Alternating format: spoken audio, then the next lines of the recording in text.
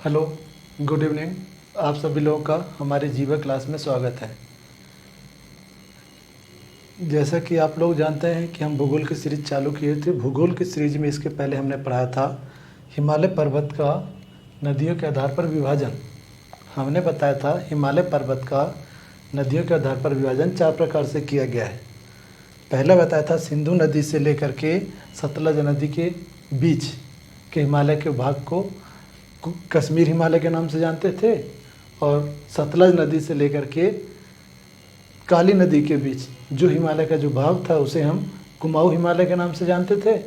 और कुमाऊं हिमालय से काली नदी से लेकर के तीस्ता नदी के बीच के हिमालय के भाग को नेपाल हिमालय, और तीस्ता नदी से लेकर के दिहंग नदी यानी ब्रह्मपुत्र नदी, इन दोनों के बीच में जो हिमालय का भाग था उसे असम हिमालय के नाम से जानते हैं। इन 4 हिमालय के बारे में हमने अपने पिछली क्लास में डिस्कस किया था। आज हम डिस्कस करेंगे भारत के पूर्वी, या लिखो पूर्वी भारत के पठार या चोटियों के बारे में अध्ययन करेंगे। पूर्वी भारत के पठार तथा चोटियाँ। आज का टॉपिक होगा पूर्वी भारत के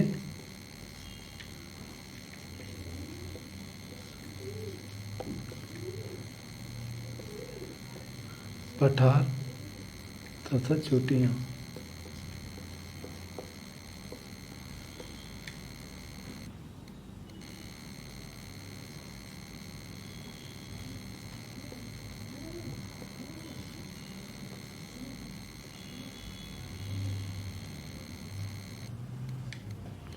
आज का हमारा टॉपिक है पूर्वी भारत के पठार तथा चोटियाँ।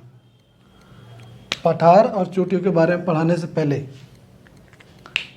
मैं आपको बता दूं, हिमालय पर्वत का विस्तार पूर्व से पश्चिम की ओर या पश्चिम से पूर्व की ओर धनुष की आकृति में विस्तार है। हिमालय पर्वत का विस्तार धनुष की आकृति में पूर्व से पश्चिम की ओर है। हिमालय पर्वत के सबसे पूर्वी चोटी का नाम है नामचा बरवा। हिमालय पर्वत की सबसे पूर्वी चोटी का नाम नामचा बरवा तथा हिमालय पर्वत की सबसे पश्चिमी चोटी का नाम नंगा पर्वत। नंगा पर्वत कहाँ है? जम्मू कश्मीर, जो कि अब कहाँ आता है? लद्दाख में। तो सबसे पश्चिमी चोटी नंगा पर्वत और सबसे पूर्वी चोटी कहाँ है? तिब्बत के पठार। पूर्वी चोटी का नाम है नामचा बरवा। हमने ये भी बताया था कि हिमालय पर्वत पूर्वी भारत में जा कर के अपनी 2 शाखाओं में विभाजित हो जाता है। ऐसे ही हमने बताया था कि हिमालय पर्वत पश्चिम में जम्मू कश्मीर में जा कर के हिमालय पर्वत अपनी 2 शाखा में विभाजित हो जाता है, जिसकी एक शाखा पाकिस्तान में तथा दूसरी शाखा अफगानिस्तान में चली जाती। इसी प्रकार हमने बताया था पूर्वी भारत में हिमालय अपनी 2 शाखाओं में विभाजित हो जाता है, जिसकी एक शाखा म्यांमार में चली जाती है और दूसरी शाखा भारत में आ जाती है। म्यांमार में जो शाखा जाती है उस शाखा का नाम है अराकान योमा पर्वत, और जो दूसरी शाखा भारत में आती है उसको भारत के अलग अलग राज्यों में अलग अलग नामों से जानते हैं। सबसे पहले इसका नाम क्या? म्यांमार में जो शाखा गई उसका नाम है अराकान योमा पर्वत। इसका नाम है अराकान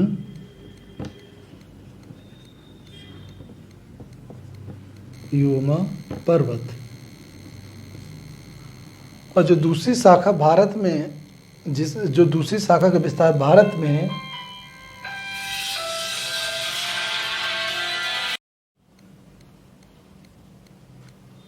पूर्वी भारत में हिमालय अपनी 2 शाखाओं में विभाजित हो जाता है, जिसकी एक शाखा म्यांमार में चली जाती है और दूसरी शाखा भारत में आ जाती है। म्यांमार में जो शाखा जाती है उसको हम अराकान योमा पर्वत के नाम से जानते हैं, और जो दूसरी शाखा भारत में आती है उसको भारत के अलग अलग राज्यों में अलग अलग नामों से जानते हैं। अरुणाचल प्रदेश में हिमालय पर्वत को पटकोई बुम्ब के नाम से जानते हैं, और दूसरी जो नागालैंड में जो उस पहाड़ी का विस्तार है, हिमालय पर्वत का विस्तार है, उसको नागा पहाड़ी के नाम से जानते हैं। यहाँ पर लिख देता हूँ मैं।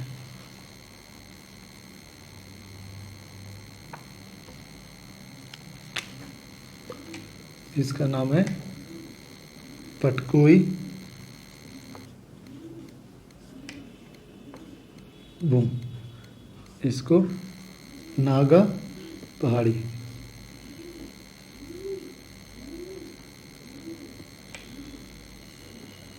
इसको बोलते हैं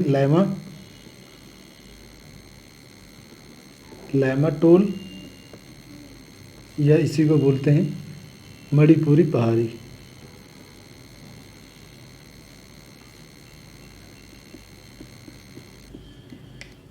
और ये सबसे नीचे वाले को बोलते हैं मिजो।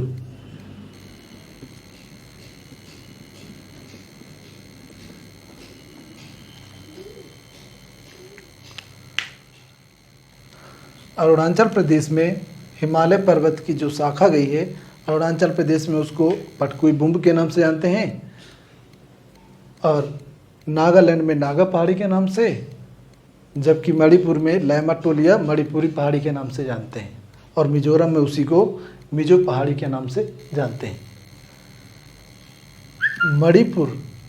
मणिपुर पहाड़ी के पश्चिम में, देखो इधर मणिपुर पहाड़ी के पश्चिम में एक पहाड़ी है जिसे बराइल पहाड़ी के नाम से जानते हैं। मणिपुर पहाड़ी, ये मणिपुर पहाड़ी है, मणिपुर पहाड़ी के पश्चिम इधर हुआ, उस पहाड़ी के पश्चिम में एक पहाड़ी है जिसे हम बराइल पहाड़ी के नाम से जानते हैं।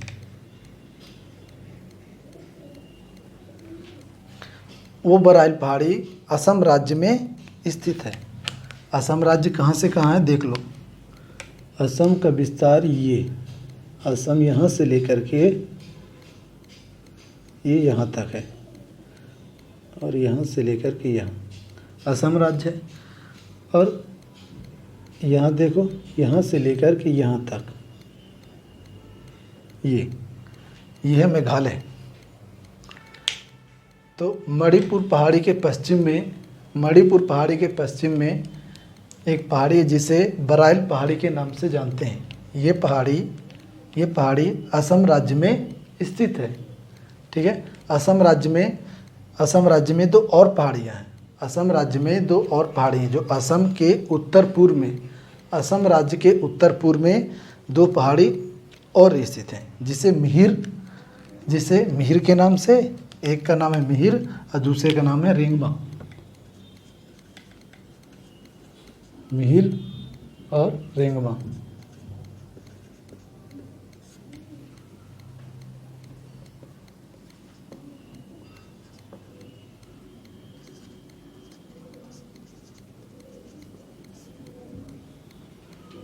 असम राज्य में 3 पहाड़ी हैं।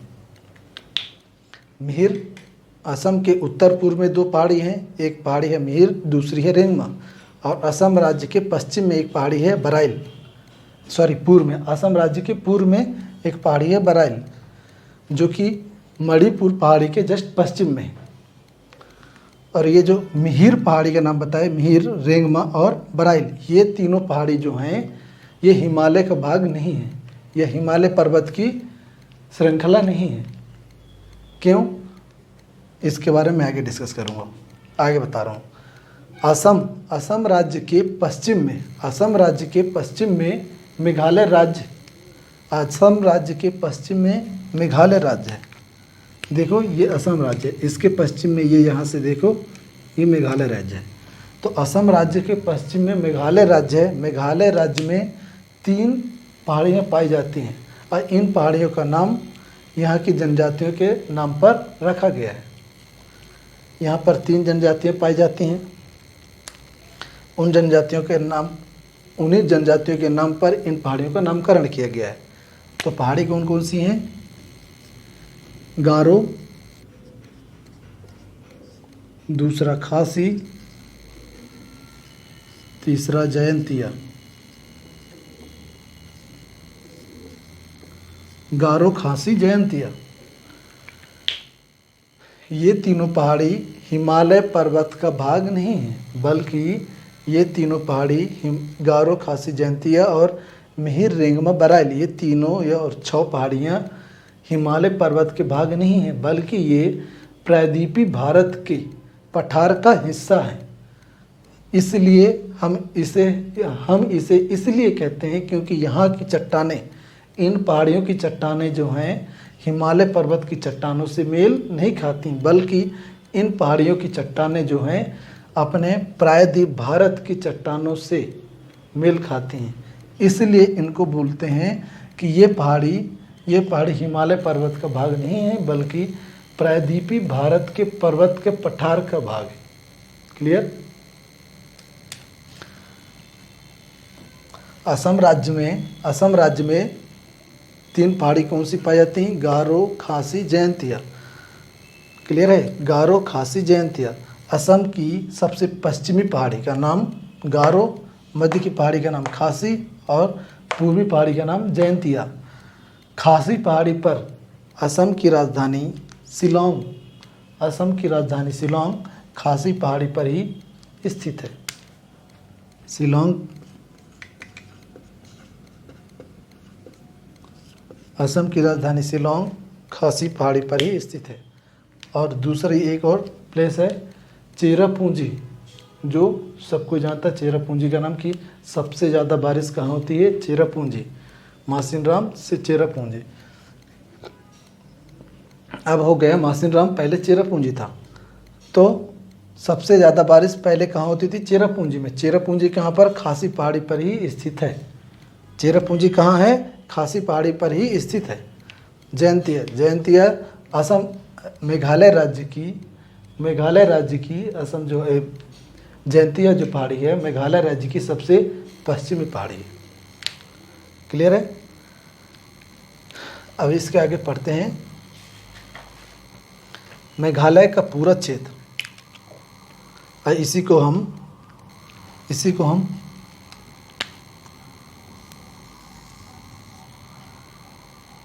हमने क्या बताया कि गारो, खासी, जयंतिया और मिहिर, रेंगमा, बराइल, ये जो पहाड़ियाँ हैं ये कह का भाग है?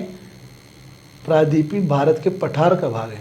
प्रायद्वीपीय भारत के पठार का भाग है, हिमालय पर्वत के भाग नहीं है। तो इसलिए हम इसको क्या बोलते हैं? प्रायद्वीपीय भारत के पठार। तो ये पूरा का पूरा पठार कहाँ है? असम राज्य में। ज़्यादा पठारी भाग कहाँ है? असम में है। तो इसलिए हम किस नाम से इसको क्या बोलते हैं? इसको नाम देते हैं शिलोंग पठार। इसे हम शिलोंग पठार के नाम से जानते हैं। इसे हम शिलोंग पठार के नाम से जानते हैं, या इसी को हम क्या बोलते हैं? मेघालय का पठार। इसी पहाड़ियों को हम शिलोंग पठार के नाम से जानते हैं, या इसी को बोलते हैं मेघालय का पठार। इसको क्या बोलते हैं? मेघालय का पठार। अगर एग्जाम में आता है मेघालय का पठार या शिलोंग पठार कहाँ है, तो आप बताओगे, या पूछता है किन किन राज्यों में इसका विस्तार है, तो आप बताओगे असम और मेघालय। असम में मेघालय राज्य में शिलोंग पठार का विस्तार है। असम राज्य और मेघालय राज्य। क्यों? क्योंकि मेघालय में 3 पहाड़ियाँ और असम राज्य में 3 पहाड़ियाँ हैं, मिहिर, रेंगमा और बराइल। बराइल पहाड़ी इसका नाम है और मिहिर इसका और रेंगमा वाली पहाड़ी का। क्लियर है? शिलोंग पठार, मैंने बताया शिलोंग पठार हिमालय पर्वत का हिस्सा नहीं है, क्योंकि शिलोंग पठार की चट्टानें हिमालय पर्वत की चट्टानों से मेल नहीं खाती हैं, बल्कि इनकी चट्टानें भारत के प्रायद्वीपीय भारत के पठार की चट्टानों से मेल खाती हैं। इसलिए शिलोंग पठार को हिमालय का हिस्सा नहीं माना गया है। ठीक है? अब इसके आगे देखो, छोटा नागपुर का पठार का नाम सुने होंगे। छोटा नागपुर का पठार, छोटा नागपुर का पठार, छोटा नागपुर का पठार प्रायद्वीपीय भारत का हिस्सा है। प्रायद्वीपीय भारत का हिस्सा है। छोटा नागपुर का पठार प्रायद्वीपीय भारत का हिस्सा है। क्लियर है? जिसका प्राचीन काल में विस्तार शिलांग पठार तक रहा होगा। छोटा नागपुर का पठार प्रायद्वीप भारत का हिस्सा है। इसका विस्तार प्राचीन काल में इसका विस्तार यहाँ पर है। इसको मिटा दिया जाए।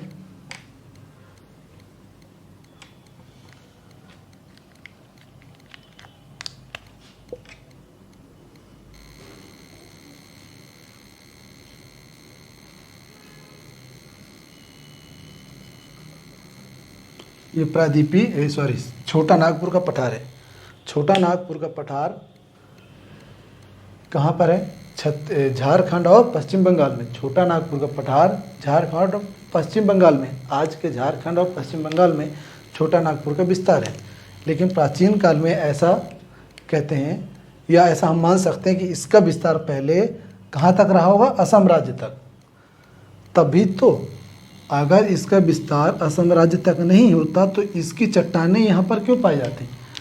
तो इसलिए हम ऐसा लगा सकते हैं, अनुमान लगा सकते हैं कि छोटा नागपुर का पठार का विस्तार प्राचीन काल में या बहुत समय पहले असम राज्य तक रहा होगा।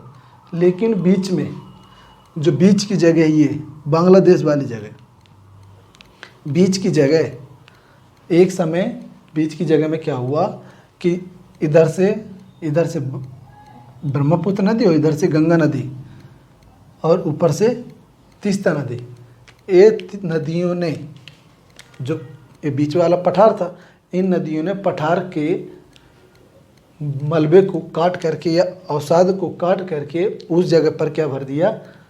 मलबा भर दिया ला करके। जिस जगह पे ये नदी बह रही थी, जिस जगह में नदी प्रवाहित हो रही थी, वो पठारी भाग था।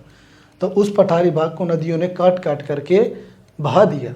अब वो बहा दिया और उस जगह पे ला करके मलबा ला करके क्या करने? छेपित कर दिया, मतलब जमा कर दिया। तो जो भाग पहले था उभरा हुआ जो भाग था, आज वो भाग धंसा हुआ प्रतीत होता है।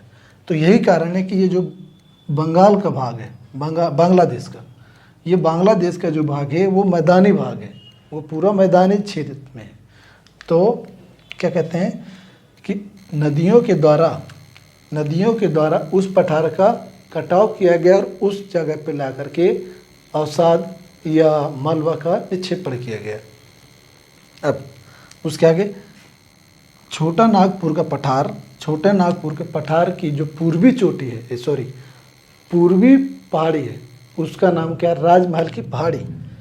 छोटे नागपुर के पठार की जो पूर्वी पहाड़ी है उसका नाम राजमहल की पहाड़ी है।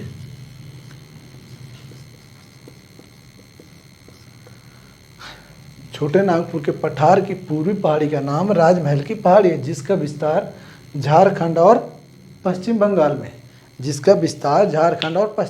में वर्तमान में झारखंड और पश्चिम बंगाल में।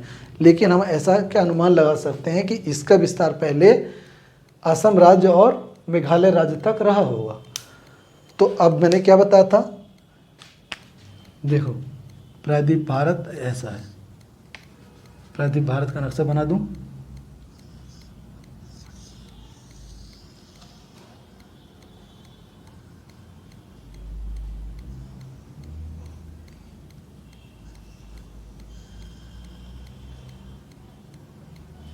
ऐसा पहले रहा होगा।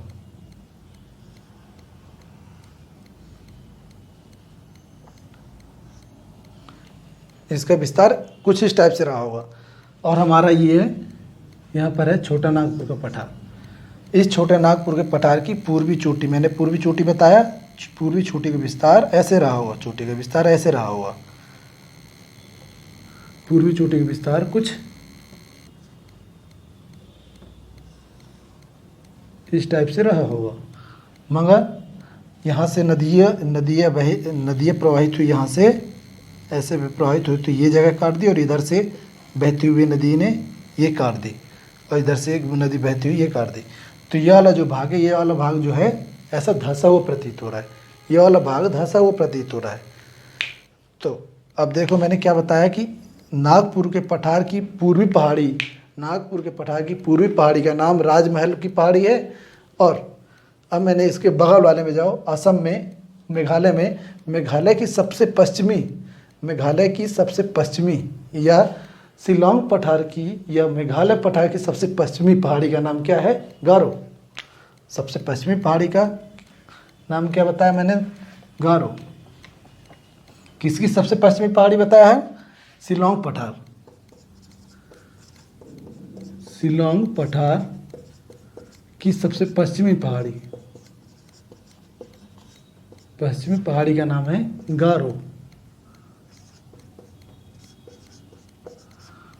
तो राजमहल की पहाड़ी और गारो पहाड़ी के बीच में जो गैप बन गया है, जो गैप बन गया मतलब ये जो बीच वाला, जो इन दोनों के बीच में जो भाग था उभरा हुआ, वो भाग क्या है? आज अवतलित हो गया, मतलब कि दब गया है और उस जगह पे मैदानी क्षेत्र या मैदान बन गया है या समतल भूभाग हो गया है।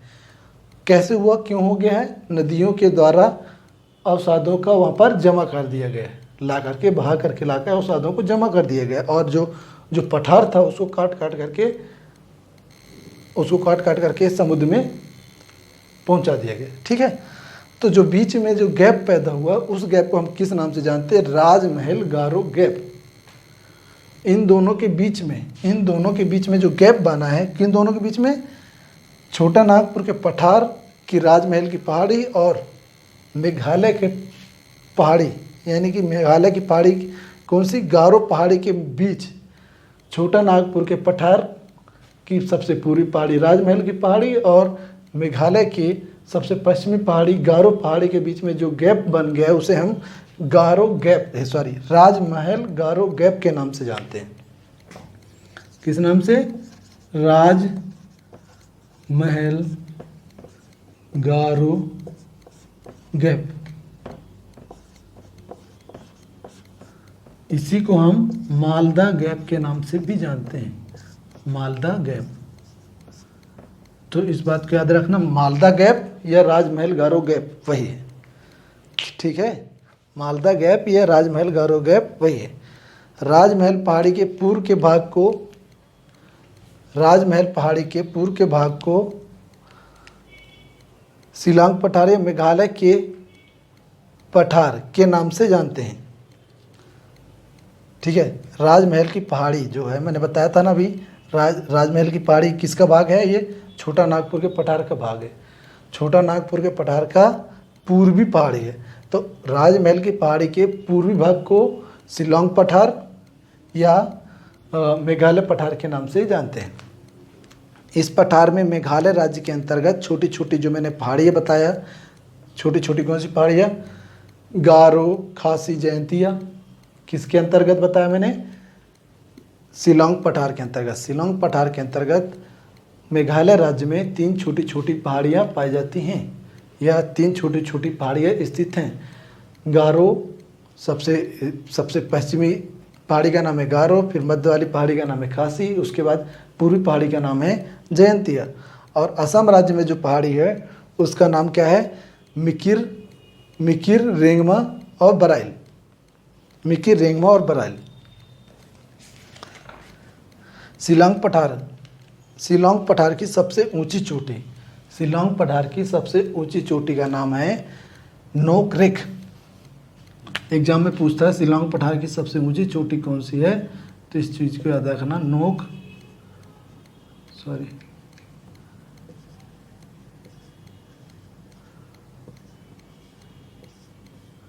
शिलांग पठार की सबसे ऊंची चोटी का नाम है नोकरेक।